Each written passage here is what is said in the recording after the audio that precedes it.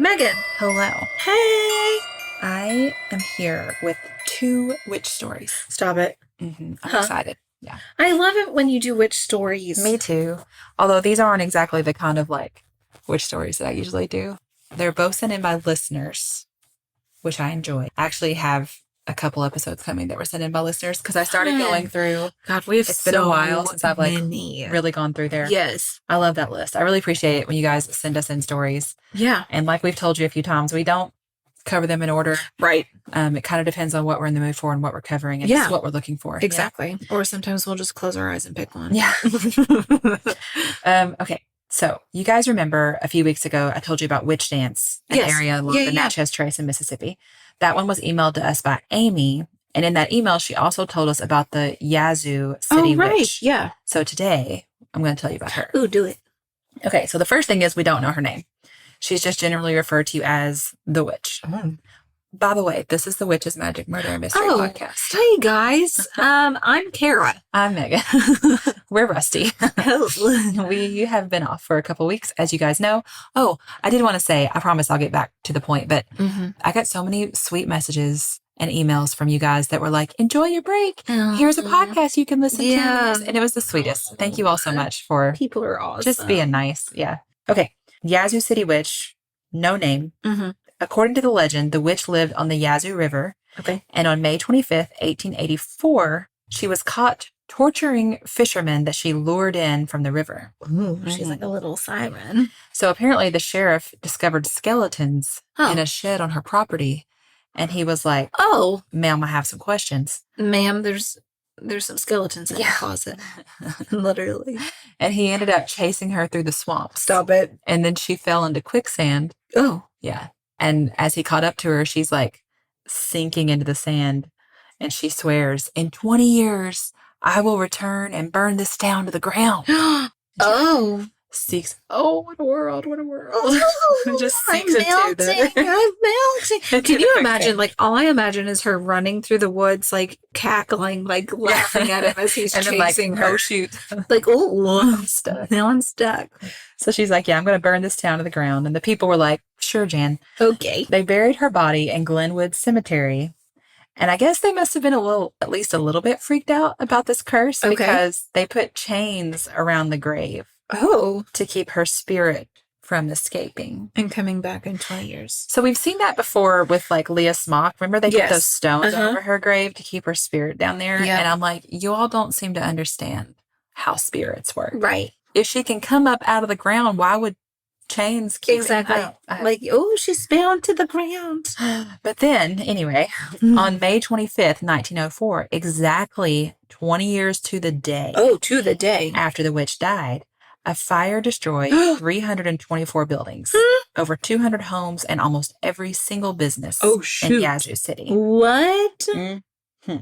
The fire had started in the kitchen of a woman who was preparing for her wedding that was to be held later that day. Oh, no. So how it started isn't all that unusual. Right. But the people said the way that it spread was weird. Okay. Witnesses said strange and fierce winds blew that day, and flames jumped through the air as if driven by a supernatural force. Like on the cartoons where there's the one little roundish cute flame that hops around. Now, I will say that weather reports from this day do not mention anything about unusual winds. Oh. The next day, when Yazoo City residents made their way to Glenwood Cemetery, they saw that the chains around the witch's grave were broken into. So now all the historical records were burned in the fire, which is partly why we don't know the witch's name. Okay. Her legend has been passed down through generations, withstanding time, even without historical records to back it up. Oh. The one historical record tied to this that's been found shows that a woman owned the plot in Glenwood Cemetery where the witch is buried. And the original headstone, which is long gone now, had the letters TW engraved on it. Okay. Which may have stood for the witch. Tina Wales. Tina Wales. Yes. Also that. Yeah. Theodosia Williams. Wahlberg. Who was Ted Wahlberg was the great grandmother of Donnie and Mark. Right. Good vibration. So a new headstone was put into place when the original one disappeared, and the new one fell over and split in two shortly after it was set there. but no one could explain why. And you can look up, I'll put pictures of it on our Instagram, but it is like, it's laying there on the ground. And it has this whole engraving in it about the legend of the witch. And it is broken in two. And then there's the chains around it. So local lore says that when all the chains around the witch's grave are gone, she will return. And the cemetery caretakers are careful to keep the chains repaired, even though they regularly fall apart. Oh. As so do I. Yeah, exactly. Just regularly fall apart. Right. Today, rather than calling her the witch, children refer to her as the chain lady. The chain lady. Which is far more terrifying, in my opinion. It makes me think of the broke neck lady. Oh, God. That just reminds me of us in Orlando. Bent neck lady. Bent neck lady, not broke neck lady. Yeah. Haunted house. Yeah, gosh, you guys, that was so fun. It was so fun. But I guess I think the witch isn't scary because I don't think witches are scary. Right, exactly. But chain lady? Chain lady. Mm-hmm. It's like terrifying. my great aunt that we referred to as the bag lady because she always had a bag of Weird. wares. I don't even know. She'd be like, let me look in my bag. And we're like, for what? Mary Poppins. Yeah, exactly. Yeah. But it would always be like weird stuff. Well, she sounds delightful. What's going to be in your bag today? Yeah, what you got, bag lady? Like, to the point, I don't even remember her name. We called her the bag lady. So that is the Yazoo City witch. There are not enough details, in my opinion, for me to decide how much I believe it, although there definitely was a fire. Right. And there definitely is a grave. And some flames hop, skipped, and jumped. And this legend has been passed down for a while, so it's kind of like, where'd it come from? Right. Where did it come from? Where did it go? Yeah. It also seems like they have leaned hard into that legend, though. Oh, my gosh, yeah. Like, when you see pictures of the grave, that's kind of what ruined it for me, almost. I saw pictures of the grave, and I was like, oh, this looks too... commercial. Touristy. Yeah. Yeah. But at the same time, if this is what happened, I can see them being like, what a crazy story we have to tell you. Right, exactly. Like where they put like cages over. Right. Okay, so that was one witch. Okay. Here's the second, who I'm not sure she would actually call herself a witch. I'm just putting her in this category. Yeah, sure. So next up is Hellish Nell, emailed to us by Pamela, who said, Hellish Nell, a.k.a. Nell Duncan, was the last person to be accused of witchcraft in Britain under the 1735 Witchcraft Act. In 1944. Oh my gosh. Okay. Yeah. Really enjoy your show. You two crack me up each and every time. Pamela. Thanks, Pamela. So I had to read it twice before I was like, wait, 1735 Witchcraft Act in 1944? Yeah, 1944. Yeah. It's a really interesting story, actually. Okay. So here goes. Hellish Nell did not get her nickname for witchy reasons. Helen McFarlane grew up in Edinburgh, Scotland, and was known as Hellish Nell because she acted like a tomboy. She was super rowdy and had a big temper. So let's call her Hellish. I like her. Yeah. She's a sassy lady. She also had the ability to communicate with spirits. At 16, she got pregnant and was kicked out of her home, which is, as all good parents do. Yeah. Well, that may support you by getting rid of her. And she married a spiritualist named Harry Duncan. Oh, so remember our spiritualism episodes? Yes. We did one on the Patreon feedback in October, the Fox Sisters and the Birth of Spiritualism. Yes. And then that tied in with the Whitewater, Wisconsin episodes on the regular feed. So fun. Which were episodes 87 and 88. Yeah, I love the Whitewater stories. Okay, so if you remember anything about spiritualism, you know that spiritualists totally believe that the dead can communicate with the living. Okay. So Harry absolutely believed in his wife's paranormal abilities, and Helen Duncan became a working medium. Oh, cool. So she traveled throughout Britain conducting seances at spiritualist gatherings and charging admission for her services. Listen, she was just a little entrepreneur. Yeah, she was, she had this ability and she was going to use it. So she was a materialization medium. Oh. Meaning she could produce physical manifestations of the dead with whom she communicated. Yeah. Her seances were known for including strings of otherworldly white ectoplasm produced from various orifices. Oh. It came out of various orifices. You're going to get pink eye. As well as ghostly images of the face of her spirit guides. You guys really need to be sure that you look on our Instagram feed to see pictures of this. Because the faces of the spirit guides. I can't wait. I'm just like, how did any of you think this was real? They look like puppets or something. Amazing. They look, they're creepy as hell. Amazing. And then I can't remember if the photo with the spirit guides in it also includes the ectoplasm, because the photos of her with the ectoplasm coming out of her orifices, I can't handle. I think they're so gross. I don't like it. I don't like any fluids coming out of orifices. Not at all. Not even a little bit. Don't come at me. And so, don't come at me. Super unpopular opinion. So I don't know if I'm going to include any of those photos, but I might have to show you the spirit guide ones, because the spirit guide ones are like just ridiculous. Right. Okay. All right. So as it turns out, Kara, that stringy white ectoplasm was actually cheesecloth covered in egg whites. I just got chills. It gets worse. Oh my God. It's cheesecloth covered in egg whites, iron salts, and other chemicals, according to a 1931 investigation by psychic researcher Harry Price. He said that Nell stored the cheesecloth in her stomach and then regurgitated it. Stop! I can't help it. It had acid and like stomach fluids attached to it. She stored it in her stomach. How do you... I think that's such a weird way to say that. Why not just hide it in a pocket and like get it out and... I mean, really, because again, when you see the pictures of the spirit guides, it's almost like you didn't even have to go to much effort here. Yeah. But you clearly... So she was just like, I'll just keep it in my stomach. And then just bring it back up. Regurgitate. I'm like a cow. So the images of the spirit guides were actually pictures cut from magazines. Stop it. But you know what? People didn't care. No, they just loved real life. Nell's seances. Oh my God. So she even went on trial in 1933 and was imprisoned for fraud after one of her spirit guides, Peggy, was revealed to be a vest. Stop it. I think that's hilarious. A vest. Again, no effort. This is Peggy. This is Peggy the vest. Is that just a vest? No, it's Peggy. The emperor has no clothes. I can pull out a lot of references in a short thing. So come on, people. Peggy is a vest. So the thing is, we talked a little bit about this in the Fox Sisters episode.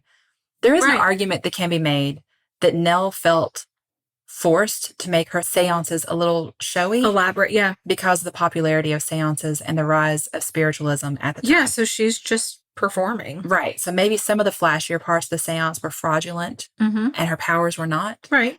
It's a possibility, because I do think that there were some fake mediums, and I also believe that there were some people with real powers. And I think that you almost would have felt a need to, this is what people expect. They expect a show. So here's the interesting thing. It's all interesting, but in 1941, Britain's battleship, the HMS Barham, was sunk by German torpedoes, killing more than 800 men. The British government didn't want news of the sinking to get out because it would be a huge blow to morale during World War II. Yep. According to some reports, the government even forged Christmas cards from dead sailors to their families. How horrible. That's horrible. Yeah. So a few months later, Nell is performing a seance in Portsmouth, and told a woman that her son had appeared wearing a hatband with the words HMS Barham on it and saying, "My ship is sunk." How would Nell have known that? She wouldn't have. So some accounts also say that Nell had revealed specific details of the sinking of the HMS Broadwater, which is a different ship, and there were concerns that the information she had was a threat to Britain's successful invasion of France. Okay. So they start seeing her as like a military threat. So as D-Day drew near, Britain knows what it's planning to do at the end of the war, and they're getting more and more concerned. They're like, how did she know these things? Exactly. What is her source of information? Yeah, and how is she going to let more out? Right. So in January 1944, police raided one of Nell's seances and arrested her, as well as 3 members of the audience. Oh. And she was initially charged under Section 4 of the 1824 Vagrancy Act, which is what was most commonly used back then for offenses related to fortune telling and spiritualism, and usually resulted in like a fine. Yeah, exactly. But remember, they think that she is like a threat to a successful outcome of the war. Yeah, yeah. And they don't want her to cost them the war. Right. So they want her in prison. They think it's dangerous for her to be out. They didn't know what else she knew or what else she might tell. So in March, she was prosecuted for violating the Witchcraft Act of 1735, which was the first charge of its kind in over a century. So they really dug through the books to be like, what can we find to keep her in prison? So the Witchcraft Act of 1735 wasn't meant to prosecute actual witches. It was actually to punish people who pretended to have the powers of a witch. And Nell was accused of pretending to make it appear that the spirits of the deceased were present. Her lawyer argued she's not pretending. He called over 40 witnesses who had seen Nell's powers at work and even offered a private seance to the jury. Stop it. And they were like, no thanks. Oh, dang. I would have been like, I know. I'll take you up on that. A man named Vincent Woodcock said that his wife had died in 1939, and she had appeared to him at 19 of Nell's seances. Another witness, Alfred Dodd, said his first sweetheart had appeared to him at one of Nell's seances in 1936. He told the court, she waved in exactly the same way she did when I took her home after the last social dance. She stood before me, a living, palpitating woman. Palpitating. She was so real that instinctively I put my arms out to her, thinking that she would be solid, but she startled backwards, saying, don't touch me, and faded before my eyes. Then she dulled into nothing. Nell was found guilty and imprisoned for 9 months, the last person to be jailed under the 1735 Act. When they read the verdict, she moaned and collapsed. Winston Churchill actually denounced Nell's conviction as obsolete tomfoolery. That's a word we should all bring back. All right, Winston, with your tomfoolery. And some say he even visited her in jail. Okay. In 1951, he finally repealed the Witchcraft Act of 1735, but Nell's conviction still stood. She died in 1956. Okay. So her granddaughter, Mary Martin, established a petition to have Nell pardoned. Like, she brought up a good point. She's like, the arrest was really silly. If they had just spoken to her, she would have stopped giving seances until the war was over. Because she pointed out, she's like, she had 2 sons in the Navy and 1 in the Royal Air Force and then my father in the Army. So why would she turn around and put the country at risk? Exactly. Which is a very good point. Yeah. Like, they had just talked to her. In 2008, the Scottish Parliament rejected the petition to pardon Nell. And the Criminal Cases Review Commission declined to reopen the case. So it seems like that's just... It is what it is. Yeah. But I mean, when you have the evidence of the cheesecloth and the... the vest. The vest and it's like, well, there is evidence that you were pretending something, which then puts the rest of your power in question. So part of me is like, I kind of get why they rejected it. Right. But I think the argument was just that they used unnecessary force, basically. Which I would agree with. There was no need for that. No, she wasn't a violent criminal. Yeah. They charged someone in an act that hadn't been used in over 100 years. Yeah. Just to make sure she stayed in prison. Right, exactly. So, and when she got out, she still did seances. They actually raided her again later. And I think that she was possibly going to go on trial again at the time she died. So stupid. I know. Oh, man. So, yeah, thanks, you guys, for sending those in. Again, I always love hearing it. I never would have heard of either of these stories without you, you know? So that's just the beautiful thing about when you guys send us your messages. It's just so lovely and fun. So if you have a story you want to share with us, please do. You're welcome to contact us in any way that you want. All of the information is in the show notes. But probably the best way to help us be more organized is through email. Right. Which is magicmurdermystery@gmail.com. Yeah. Okay. But it'll get to us any way you send it. Right. I was going to say, we'll find it eventually. Yeah. Okay. We love you so much. Goodbye. Goodbye.